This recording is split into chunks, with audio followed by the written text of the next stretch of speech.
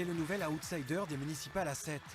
Sébastien Pacul a présenté sa liste dans un véritable show à l'américaine. Une débauche de moyens pour dire son j'assume. Allez les Sétoises et les Sétois, nous sommes libres et libérés. L'ancien président de la Fédération des Républicains de l'Hérault a franchi une frontière. Il fait liste commune avec le Rassemblement national.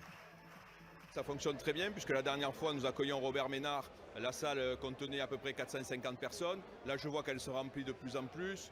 L'accueil sur le terrain est juste exceptionnel, au-delà de mes attentes. Donc je crois effectivement que nous avons fait une recette gagnante. La recette gagnante de Sébastien Pacul, c'est celle de l'union des droites. Une alliance entre la droite classique et le Rassemblement national qui faisait figure d'épouvantail.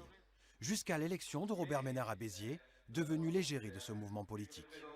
Il faut voir ce qu'il a fait à Béziers, c'est formidable. Et pourtant, il y avait plein de gens qui étaient vraiment très récalcitrants et qui en reviennent. Je pense qu'il y a très peu de points de divergence. Il faut arrêter de se voiler la face. C'est effectivement l'avenir, même au niveau national. 7, Béziers, mais aussi Lunel, Vauvert ou encore Nîmes ont vu des membres des Républicains rejoindre les listes du Rassemblement national. Marine Le Pen, plutôt défavorable à ce type de rapprochement, a adoubé en personne la liste de Sébastien Pacul. La situation inquiète en haut lieu chez les Républicains, mais on refuse de parler d'hémorragie. C'est quelques individualités qui partent pour des raisons d'opportunisme électoral, parce qu'ils veulent être tête de liste et qui ne sont pas eu leur place au sein des Républicains. Mais c'est absolument aucune digue ne cède. On le voit bien, il y a une liste des Républicains à Béziers, on soutient François Commen à 7, à Lunel on soutient le maire sortant. Donc franchement, il n'y a aucune porosité, aucune digue qui cède. À Béziers, véritable laboratoire de l'union des droites, ces ralliements sont au contraire le signe que les choses changent et que quelque chose est peut-être en train de naître à la droite de la droite.